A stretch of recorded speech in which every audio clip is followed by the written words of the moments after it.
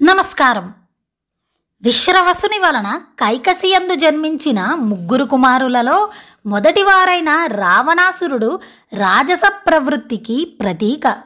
రెండవ వాడైన కుంభకర్ణుడు తామస గుణమునకు ఆకృతి.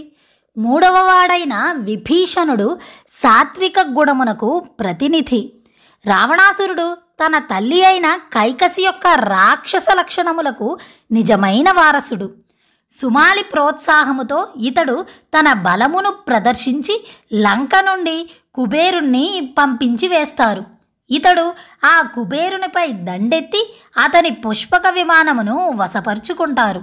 అప్పటి నుండి రావణాసురుడు వరగర్వితుడై ఇతనిలోని రాక్షసత్వం పెరుగుతుంది. రావణుడు వరుసగా వరుణుడు, యముడు, దేవేంద్రుడు, కాలకేయాది దానవులు, అయోధ్యాపతి అయిన అనరణ్యుడు మొదలగు వారందరిపై అకారణంగా దండెత్తుతారు. గర్వోన్మత్తుడై ఇతడు నందీశ్వరుని శాపమునకు గురి అవుతారు. కామాతురుడై వేదవతిని బలాత్కరించబోయినప్పుడు ఆమె చేతిలో శాపగ్రస్తుడవుతారు. పుంజిగస్థలపైన రంభ మీద అత్యాచారములకు పాల్పడినందుకు బ్రహ్మదేవుల వారితో నలకూబరులచే శపించబడతారు.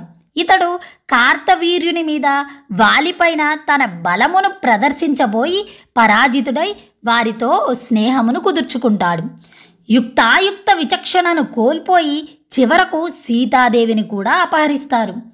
ఈ విధముగా సీతాదేవిని అపహరించడం తనకు తగదని విభీషణుడు, కుంభకర్ణుడు, మాల్యవంతుడు ఇలా ఎంతమంది చెప్పినా వినకుండా చివరకు శ్రీరామచంద్రునితో యుద్ధమునకు తలపడి సపరివార సమేతముగా మృత్యువు పాలవుతారు.